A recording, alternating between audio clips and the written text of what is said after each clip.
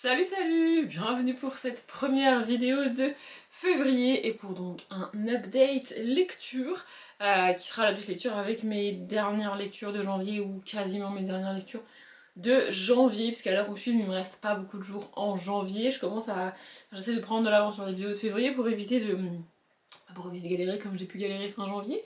Bref, pour ceux qui se diraient qu'est-ce qu'elle raconte, celle-ci elle est folle, j'ai fait une vidéo par jour du 4 au 31 janvier sur ma chaîne, donc là je reprends les vidéos au rythme normal, à savoir une vidéo classique le dimanche, une vidéo... Quand je dis classique, c'est avec lecture, un beaucoup, un truc qui tourne à peu près autour de la lecture le dimanche et le mardi, et en vlog, un peu plus blabla, le jeudi. Ça va être un avec lecture, mais un avec lecture catastrophique. Voilà, on finira par une bonne lecture, on finira par un livre que j'ai fini, même si vous l'avez déjà vu sur ma chaîne. Bref, les trois premiers, je les ai abandonnés, et de mémoire, je les ai tous les trois abandonnés avant la page 50.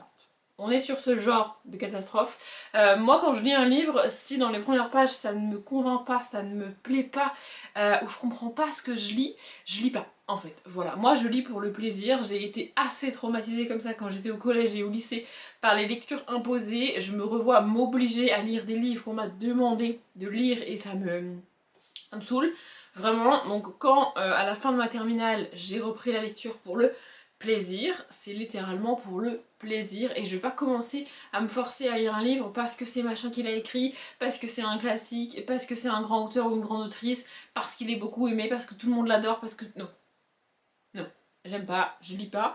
Mais par contre, je vous montre sur la chaîne tous les livres que j'ai lus ou tenté de lire.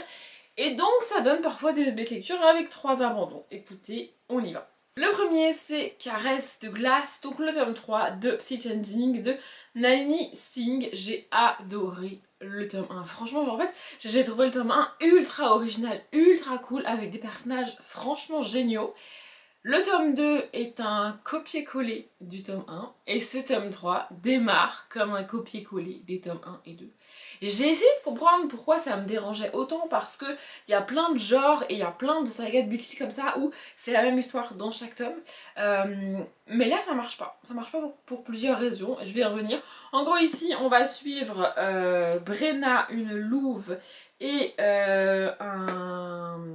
et Jude, il me semble, un psy, donc qui vont se rencontrer, échanger, machin et tout. Et là c'est très compliqué, je trouve l'univers extrêmement complexe.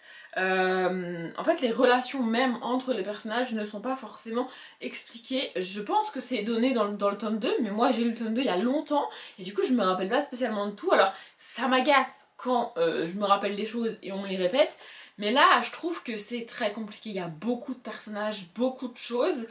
Et je sais pas, j'ai pas trouvé ça fluide à lire.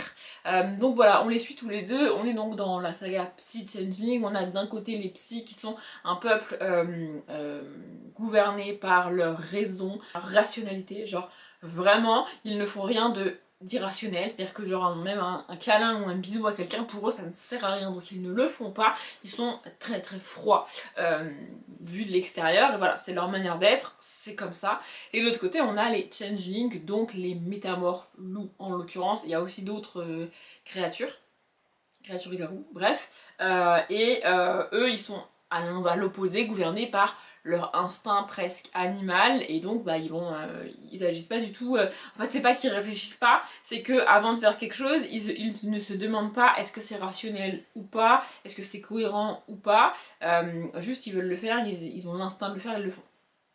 Voilà, et franchement j'ai adoré le tome 1. Dans le tome 1, on va rencontrer une psy et un changeling. Il y a toute une histoire de relations compliquées entre eux évidemment, puisque les deux peuples n'ont pas du tout la même manière de fonctionner. Mais ils vont se rencontrer, échanger, etc. etc. Et en fond, je dis bien en fond de l'histoire du tome 1, il y a un tueur. Il y a quelqu'un qui massacre des jeunes filles, principalement évidemment, et on cherche qui a bien pu faire ça. Mais c'est compliqué de démêler le vrai du faux, de trouver qui sait quoi, qui fait quoi, parce que il y a anguille sous roche avec cette histoire de tueur. A priori, il y a des gens qui sont au courant mais qui le cachent. Enfin, c'est compliqué. Donc voilà. Et franchement, j'ai adoré le tome 1. Et dans le tome 2, on prend un nouveau couple avec un autre tueur en fond et on recommence la même chose. Et dans le tome 3, bah c'est pareil. On prend un nouveau couple, enfin 2 nouvelles personnes qui vont a priori finir en couple puisqu'on est en Bitlit, et on retrouve un nouveau cadavre, un petit peu différent des autres, mais quand même, le mode opératoire laisse supposer que c'est la même chose, et ça me saoule. Et comme je disais, je me suis posé des questions parce que, donc j'ai lu 41 pages, et en fait, je me suis dit, mais attends, en romance, c'est le même schéma, on a toujours 2 personnages qui se rencontrent, qui tombent amoureux, etc., etc. Ça me déplaît pas dans une même saga, genre dans un groupe, genre dans les Market Men par exemple, on a un groupe de personnages, et rapidement, dans le tome 1 et dans le tome 2, tu vas identifier quels vont être les couples des tomes suivants. Et tu vas les lire. Mais en fait, en vrai de vrai, tu connais la fin de l'histoire. Enfin, je veux dire, on est en romance, évidemment qu'ils finissent ensemble, il n'y a pas de suspense, tu vois ce que je veux dire? Donc je me suis dit, c'est bizarre, pourquoi là ça marche pas? Après, je me suis dit, en thriller, c'est pareil. En thriller policier, c'est pareil. Il y a toujours un tueur, il y a toujours des morts qui sont retrouvés, etc. Il faut enquêter. C'est la même chose ici. Pourquoi j'y arrive pas? Et après, je me suis dit, en Bitlit, c'est pareil.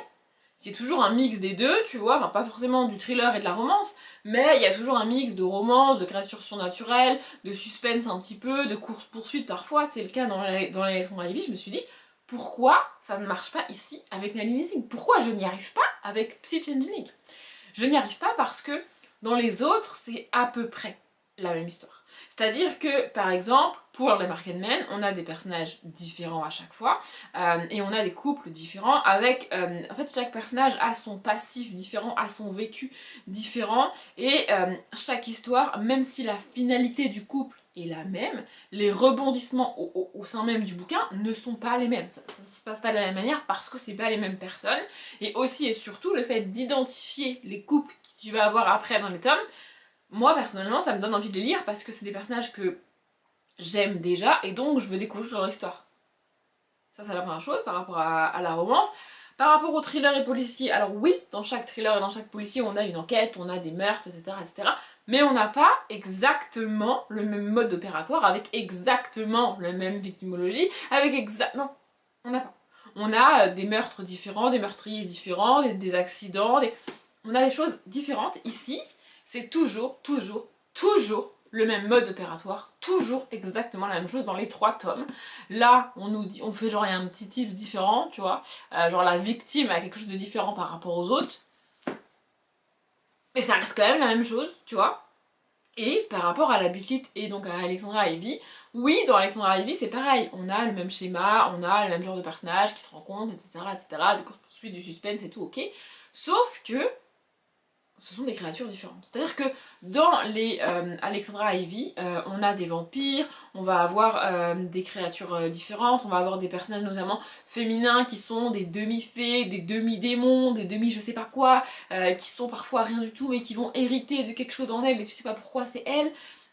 Ce qui fait que c'est pas toujours le même schéma. Et ici, la problématique principale c'est que chaque personnage de Psy, c'est des copier-coller en fait. Et chez les Changeling c'est pareil, c'est des copier-coller. Ils fonctionnent tous de la même manière. Ils ont tous le même background, le même passif, la même manière de réfléchir, la même manière d'agir. On a d'un côté des gens extrêmement instinctifs qui sont parfois un peu bestiaux, même chez les femmes, on va pas se mentir. Enfin, genre vraiment, c'est leur manière de fonctionner. Et de l'autre côté, on va avoir des êtres extrêmement froids, extrêmement cérébraux, où genre même si ta propre fille vient te voir et te dit que ça ne va pas, qu'elle a des problèmes, sa mère la regarde de haut en bas et lui répond c'est des sentiments, ça ne compte pas, oublie-les.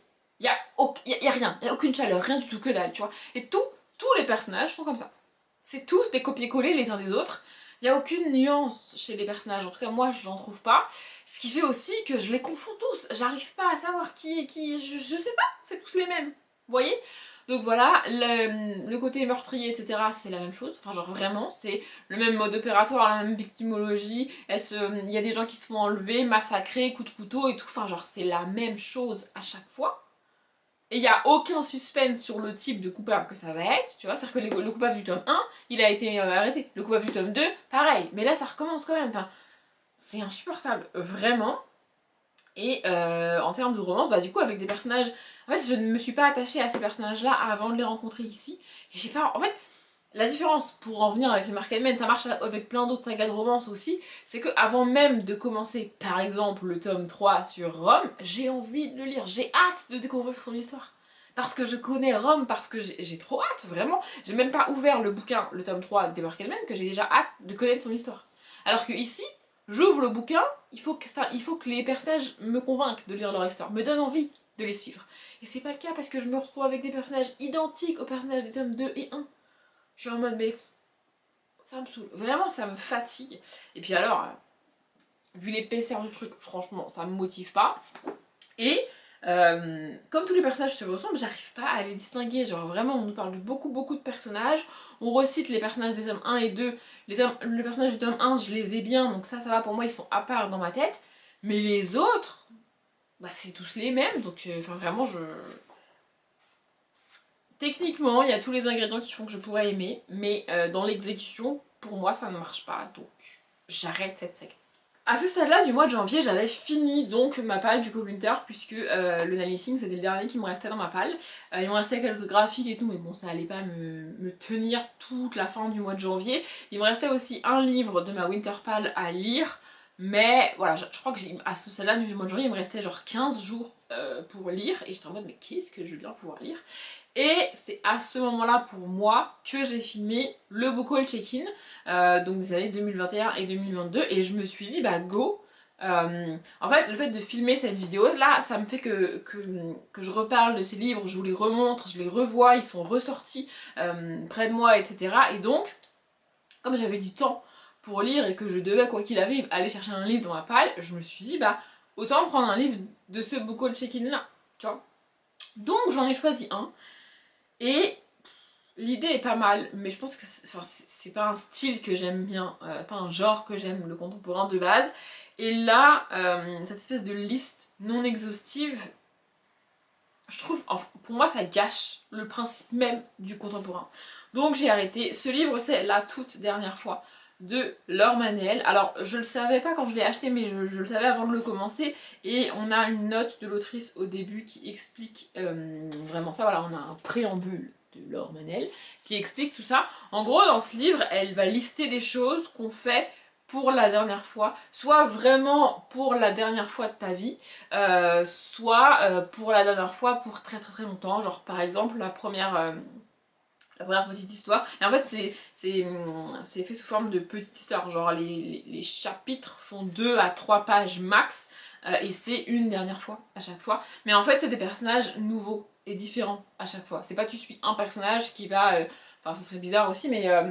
voilà, c'est des personnages différents à chaque fois. Et donc, la première petite histoire, c'est un homme qui a perdu sa femme il y a plusieurs années. Il vit dans sa... Il est toujours dans leur maison de famille, etc. Historique, enfin, genre, c'est la maison plein de souvenirs, tu vois.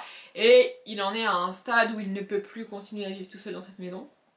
Et il doit quitter cette maison. Et donc, c'est la dernière fois qu'il traverse cette maison, il fait un espèce de dernier tour de la maison, et la dernière fois qu'il ferme à clé la porte. Vous voyez, c'est très émouvant, je dis pas, et j'ai les larmes aux yeux en y pensant parce qu'avec tous les déménagements que j'ai fait, j'ai déjà fait ça dans ma vie, et c'est très triste, je le sais, tu vois, mais en fait, j'ai l'impression que c'est juste un livre, une succession de trucs que tu vis dans une vie ou dans une autre, tu vois, juste pour te faire rire, bah non, justement, pour te faire pleurer, tu vois, ou sourire de tristesse, je sais pas comment vous dire, tu vois, et je suis en mode, mais c'est ce que je veux dans un contemporain. Mais en fait, si je suis émue dans un contemporain, c'est parce que je me mets à la place du personnage, je m'identifie, je revois des choses que j'ai vécues ou qui sont passées pour d'autres gens dans ma vie, etc. Et c'est ça qui m'émeut, tu vois. Mais là, avoir cette espèce de succession d'émotions obligatoires, au bout de 3-4 fois, tu sais, j'ai trouvé ça un peu lourd. Donc j'ai lu 29 pages, ce qui fait à peu près 5-6 chapitres. Franchement, voilà. Donc le premier, c'est la toute dernière fois qu'il a fermé la porte de sa maison. Après, on a la toute dernière fois qu'elle a marché en montagne. En plus, il y a des fois où il y a des fois où je trouve ça émouvant, etc. Mais je suis en mode, j'aurais bien aimé avoir plus d'histoire autour de ce personnage. Tu vois, du coup, ça me frustre. Et il y a des fois, je suis en mode, bah, la dernière fois qu'elle a marché en montagne, ouais, bon, next. Enfin, genre, ça va pas me toucher plus que ça. Du coup, ça fait un peu comme un recueil de nouvelles, mais en 40 fois pire. C'est-à-dire que dans un recueil de nouvelles, t'as quand même un petit peu le temps de suivre le personnage dans sa vie, dans son quotidien, dans ce que l'auteur, l'autrice a décidé de te raconter. Là, c'est juste un mini moment qui dure 3-4 minutes dans la vie du personnage, tu vois, et tu ne revois plus jamais le personnage. Alors peut-être qu'il y a des personnages qui reviennent, je ne sais pas, mais ouais, j'ai trouvé ça... En fait, pour moi, c'est un peu comme des résumés de bouquins. Vous voyez, l'histoire me tente, j'ai envie de la lire, mais du coup il n'y a pas d'histoire, c'est juste ce mini moment là et il n'y a rien autour. Du coup j'étais en mode, je comprends pas trop le délire. Si je vais vous donner d'autres exemples, la toute dernière fois qu'elle a entendu cette musique, qu'il est allé à l'école, qu'elle a prié, qu'il a reçu un cadeau, ou qu'elle a marché en montagne. Voilà, c'est ce que j'ai lu et je me suis arrêtée à qu'il a dit non. Après je me suis dit peut-être que je devrais en lire une par jour, mais franchement flemme d'en lire que une par jour et de me traîner ce bouquin pendant des semaines, tu vois, parce qu'il y en a quand même beaucoup.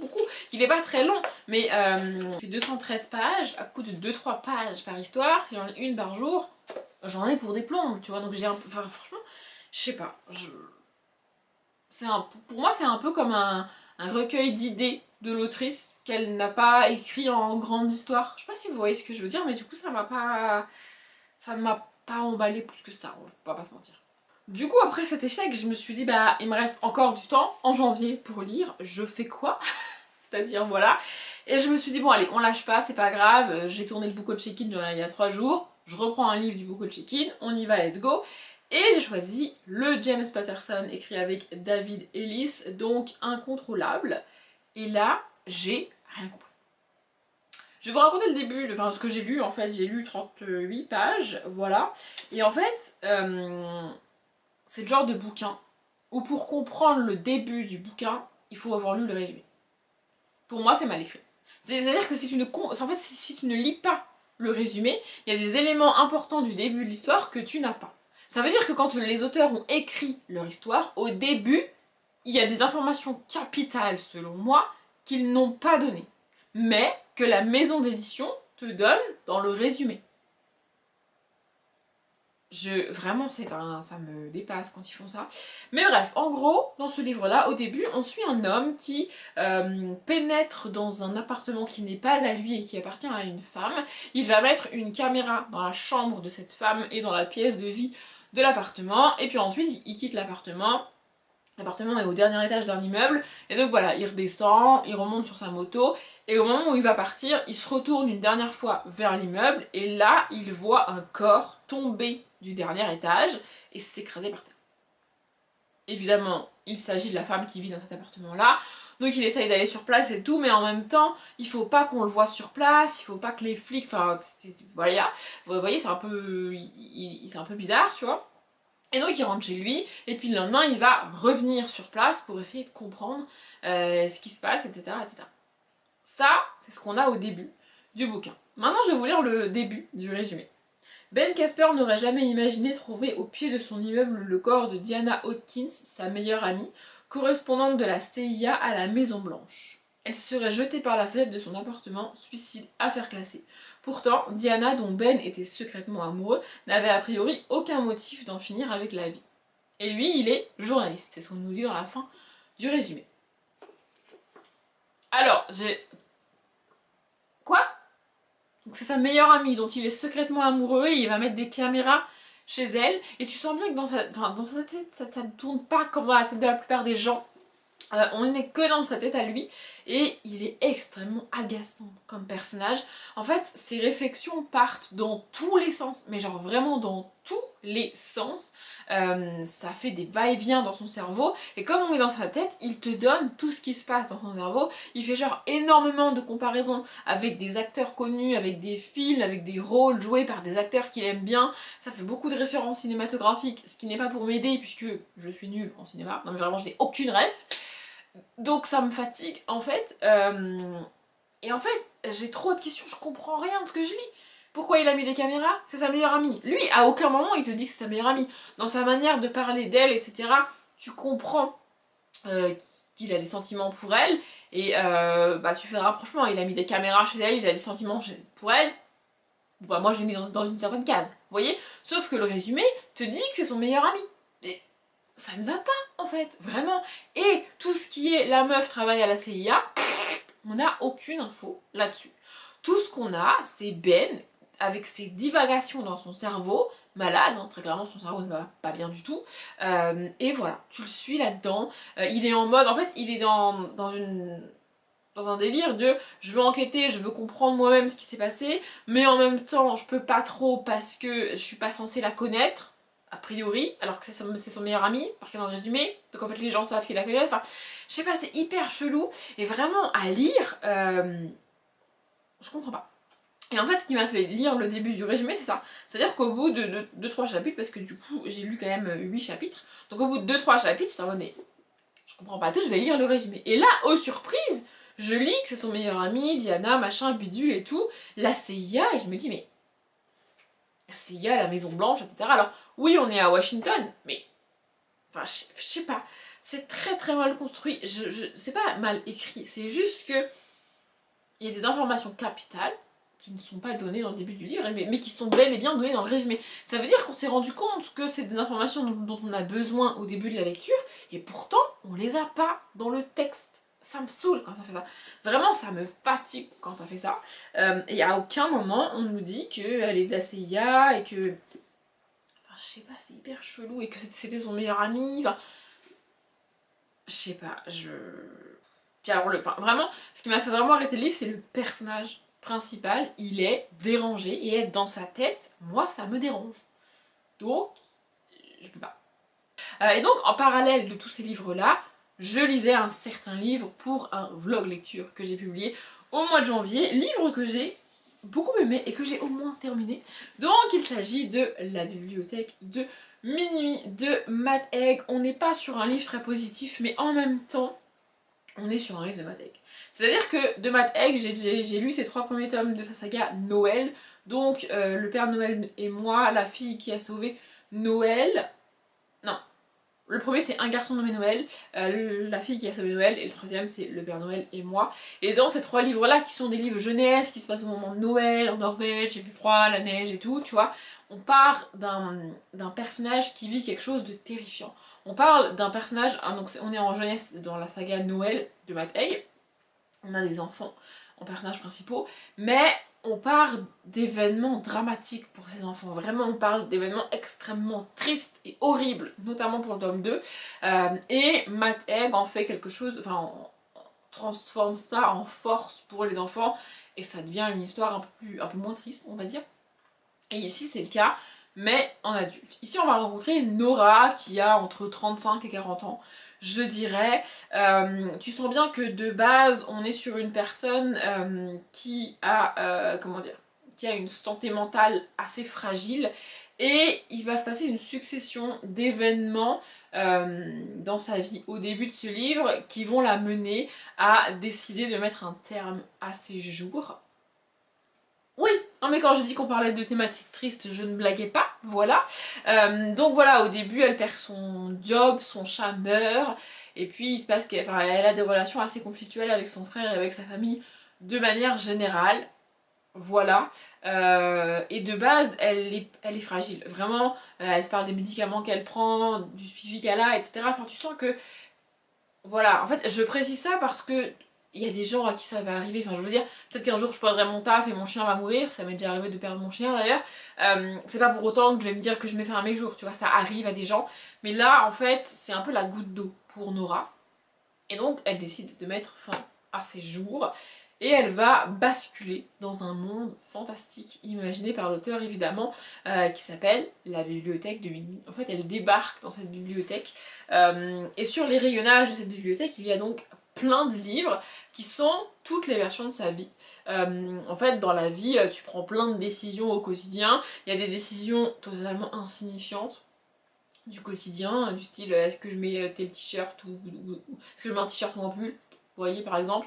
Et il y a des décisions beaucoup plus importantes dans la vie, comme le choix des études que tu fais, du métier que tu vas faire, est-ce que tu acceptes tel job ou pas, est-ce que tu vas à ce premier rendez-vous avec cet homme ou avec cette femme, est-ce que tu gardes l'enfant quand tu tombes enceinte, est-ce que... Vous voyez, il y a des grandes décisions dans la vie, et il y a tout un tas de petites décisions. Et donc il y a des livres qui vont être très proches les uns des autres dans cette bibliothèque, tu vois, et des livres qui vont être diamétralement opposés de la vie qu'elle a. Donc Nora part de la vie qu'elle a vécue, c'est-à-dire qu'elle a arrêté la natation quand elle était petite, son père est décédé quand elle était au collège il me semble. Elle a quitté un groupe de musique qu'elle avait avec son frère et son frère lui a jamais pardonné, et elle a fait des études de philosophie et de littérature. Voilà, ça c'est les choix qu'elle a fait, et c'est sa vie telle qu'elle est au début du livre. Et en fait, dans cette bibliothèque, elle va prendre des livres un par un et elle va essayer d'autres vies. La vie où elle a été en Australie avec sa meilleure amie, la vie où elle a fait d'autres études, la vie où elle a continué la natation quand elle était petite comme son père le voulait, la vie où elle a continué la musique avec son frère, vous voyez, elle va essayer toutes ces vies-là.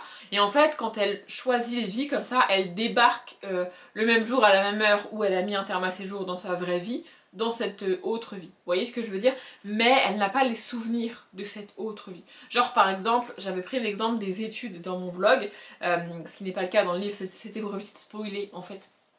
Mais s'il y a une vie où elle a fait des études de médecine et une autre vie où elle a fait des études de droit, quand elle arrive dans la vie des études de médecine, elle n'a pas les connaissances du médecin qu'elle est, puisque dans sa vraie vie, elle n'a pas fait les études de médecine.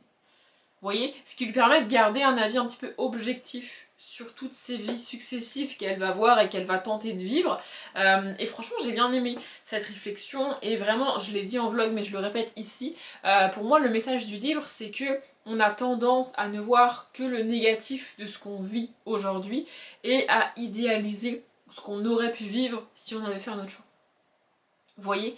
Alors que c'est pas parce que tu idéalises ce nouveau choix et en fait c'est pas parce que tu regrettes un choix que tu as fait aujourd'hui et que tu te dis que tu aurais dû faire l'autre que l'autre aurait été forcément mieux. Je sais pas si vous voyez ce que je veux dire, mais je pense que oui. Et vraiment c'est le cas dans cette vie, enfin c'est le cas dans ce que va vivre Nora. Et tu sens bien que dans chacune des vies qu'elle vit, il y a un paramètre qui reste le même, qui est que, de base, sa santé mentale est fragile. Et donc en fait, quoi qu'elle fasse dans la vie, sa santé mentale est fragile et dans toutes les vies où elle ne fait pas attention à sa santé mentale, elle ne va pas bien.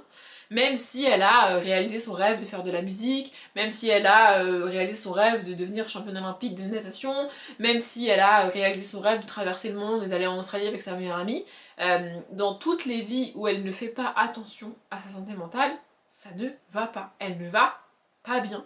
Même si elle a réussi, entre guillemets. Je sais pas si, je pense que vous voyez ce que je veux dire. Et donc, au fur et à mesure, elle va essayer de trouver un équilibre entre ce qu'elle aurait aimé faire dans sa vie et ce qui la rend réellement heureuse. Parce qu'il y a des choses que tu veux faire, il y a des rêves que tu as, et quand tu les atteins, quand tu les réalises, bah en fait, tu te rends compte que ça te rend pas beaucoup plus heureux ou heureuse.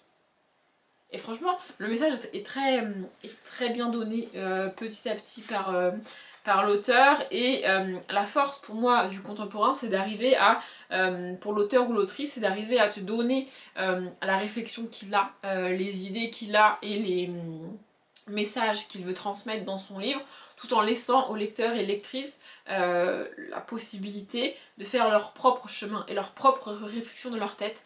Ça, c'est très compliqué, je pense, à faire en écriture, mais pour moi, c'est la force du contemporain. Et ici, c'est parfaitement réussi. Franchement, j'ai beaucoup aimé ce livre-là. J'ai eu un peu peur au bout d'un moment. Et un peu peur pour Nora, un peu peur pour sa vraie vie. Parce que, à force de vivre autant de vies différentes avec elle, tu en oublies presque ce qui lui est arrivé dans sa vraie vie. Tu vois. Et au bout d'un moment, ça te revient un petit peu dans la face. Et j'étais en mode, bah du coup, on fait comment, quoi. Voilà. Et aussi, on pourrait avoir ce côté un peu catalogue de vie, sauf que les vies choisies par l'auteur et par Nora dans le livre sont tellement différentes les unes des autres que ça fait pas répétition, quoi. Elle va pas lire 2 fois de suite un livre où elle a juste mis dans l'un un pull rouge et dans l'autre un t-shirt bleu le matin, tu vois. Non, elle choisit des vies totalement différentes les unes des autres. Je vous ai cité les principales qui reviennent, je pense que j'en ai oublié quelques-unes. Mais ouais, franchement j'ai beaucoup aimé ce livre-là. Je lirai d'autres, Matt Haig, je sais pas combien de livres il a écrit, mais ouais, c'est un très très beau roman, une très très belle réflexion sur la vie de manière générale, et moi je vous le conseille. J'ai parlé beaucoup plus longtemps que prévu dans cette update, du coup je vais m'arrêter là. J'espère qu'il vous a plu. Comme d'habitude, je vous souhaite une bonne journée, un bon après-midi, un bon appétit ou une bonne nuit, et je vous dis à bientôt.